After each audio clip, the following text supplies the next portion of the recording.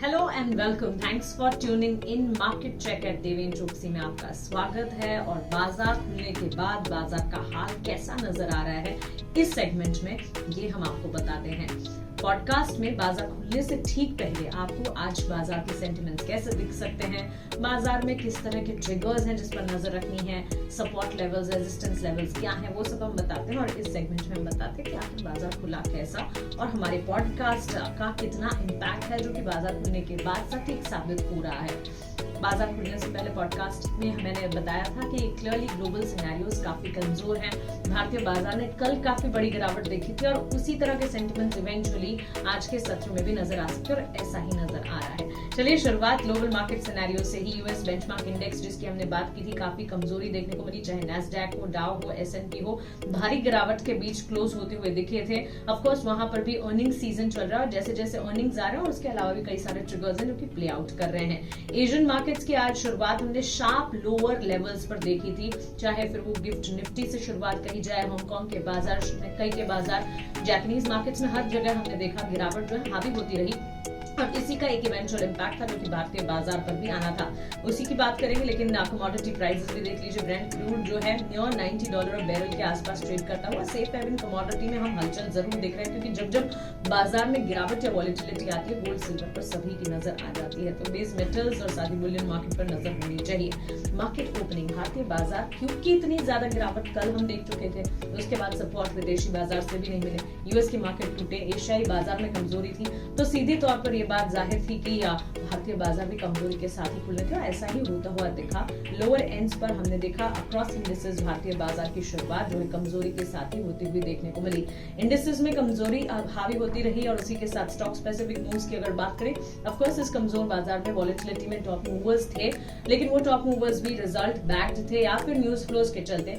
Axis bank में हमने हरे निशान के साथ कामकाज देखा और ऑफ कोर्स कह सकते हैं कि बैंक्स फाइनेंशियल्स मेजर प्लेयर्स में एक्सिस बैंक ही रहा जो कि नजरों के सामने आता दिखा। उसके सामने गिरावट कई सारे स्टॉक्स में देखने को मिली। Tech Mahindra, Mahindra and Mahindra, Adani Enterprises, हर जगह कट्स के साथ ऑलमोस्ट 3% की गिरावट हावी रही। सेक्टोरल मूव्स की अगर बात करें, किसी भी सेक्टर, किसी भी पॉकेट में एक्शन नहीं नजर आ रहा। बिकवाली का दबाव है जो कि हावी हो रहा है। लगातार हम आपको बता रहे हैं कि बाजार में कॉशियस नजरियात लाएं क्योंकि वॉलेटिलिटी बढ़ती ही चली जा रही है। Nifty reality, Nifty media, Nifty metal spaces में हमने काफी ज्यादा हिट देखा। गिरावट के साथ इन सेगमेंट्स में, सेक्टर्स में कामकाज होता हुआ देखने को मिला और यही सिग्निफाई करता है कि मार्केट में वीकनेस जो है बढ़ती हुई नजर आ रही है।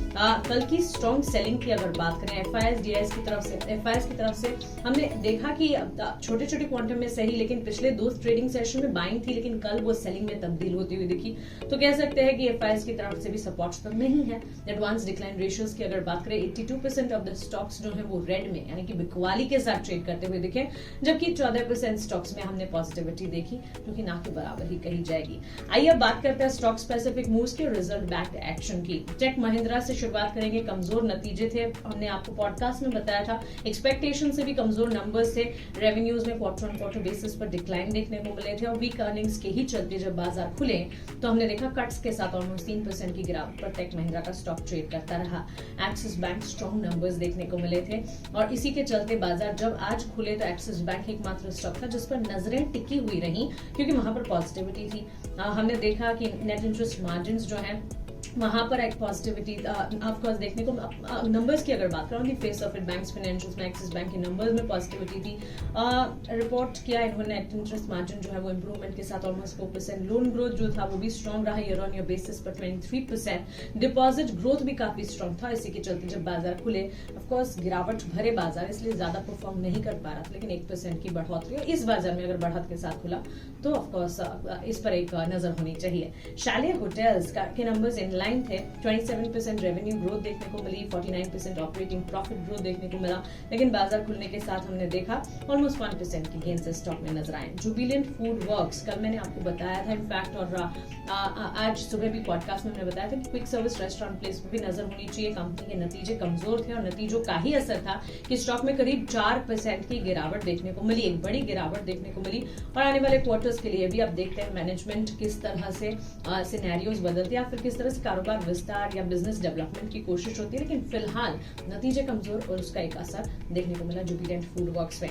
इतना ही नहीं, ये रिजल्ट स्पेसिफिक एक्शंस हैं, इसके अलावा कुछ कुछ खबरें भी हैं जिस पर आपकी नजर होनी चाहिए। हीरो मोटोकॉर्प कंपनी ने 15 करोड़ इंजेक्ट किए हैं अपनी सब्सिडरी में। सो क्लियरली एक ओनरशिप स्टेक की खबर आ रही है। एज अ रिजल्ट कंपनी की ओनरशिप जो है वो स्टेक जो है वो बढ़ता हुआ दिखेगा 60% से 66% HMC ऑटो में। और इसी खबर के चलते हमने देखा स्टॉक में ऑफकोर्स बाजार में वॉलेटिलिटी है, कमजोरी है, उतार चढ़ाव है, तो स्टॉक परफॉर्म नहीं कर पा रहा था। लेकिन न्यूज है जिस पर नजर होनी चाहिए। संवर्धना मदरसन इंटरनेशनल कंपनी ने फेज्ड ऑपरेशनल रिकॉन्फिगरेशन अपने यूरोपियन यूनिट्स का शुरू किया है। यानी कि कारोबार विस्तार को लेकर कंपनी जो है अपने यूनिट्स में काफी हद तक सीरियसली कामकाज कर रही है, ऑपरेशनली कामकाज कर रही है। स्लाइड कट के साथ स्टॉक खुला था, लेकिन खबर है तो नजर रहे। टेक महिंद्रा के बोर्ड ने एक स्ट्रेटेजिक अलाइनमेंट किया है अपनी 3 होली ओन्ड सब्सिडरीज के साथ। स्टॉक में कट्स के साथ कामकाज था, लेकिन स्टॉक स्पेसिफिक न्यूज फ्लो है जिस पर नजर होनी चाहिए। और अंत में कर्नाटका बैंक कंपनी ने एक कोलैबोरेटिव अग्रीमेंट किया है वक्रांगी के साथ अपने बिजनेस को एक्सटेंड करने के, एक्सपेंशन के लिए। और इसी के चलते स्टॉक में हमने देखा एक न्यूज फ्लो था, न्यूज फ्लो के चलते खबर में भी है ये स्टॉक आज, लेकिन स्टॉक में मूवमेंट नहीं है। ऑफकोर्स बाजार की जो चाल है इसके चलते स्टॉक जो है परफॉर्म नहीं कर पा रहे, कमजोरी ज्यादा हावी होती हुई दिखी है। मार्केट में म्यूटेड एक्शन ही दिख रहा है। आज मंथली एक्सपायरी का दिन है, तो ध्यान रहे वॉलेटिलिटी है, वॉलेटिलिटी जारी रहेगी। हर तरफ से चारों दिशाओं से कमजोरी जो है आती हुई दिख रही है। ग्लोबल मार्केट सपोर्ट नहीं कर रहे हैं, एफआईएस की सेलिंग आती हुई दिखी है। लगातार कच्चे तेल की चाल में उतार चढ़ाव देखने को मिल रहे हैं। भारतीय बाजार के अपने खुद के सेंटिमेंट्स हैं, रिजल्ट सीजन है, रिजल्ट सीजन में उतार चढ़ाव अमूमन देखने को मिलते हैं। और साथ ही आज के सत्र में मंथली एक्सपायरी भी है, मंथली एक्सपायरी का दिन काफी वॉलेटाइल रहता है। ये सारे सिनेरियोज के बीच बाजार में आपको ट्रेड या इन्वेस्ट करना है, और इस ट्रेड या इन्वेस्ट के लिए आपको बहुत ज्यादा रिसर्च की जरूरत पड़ती है। और इस तरह की रिसर्च, डीप डाइव रिसर्च आपको देवेन चोकसी प्लेटफॉर्म पर मिलती है। ऐसी ही रिसर्च के लिए हमारे साथ जुड़े रहें और ट्यून इन करने के लिए आपका शुक्रिया।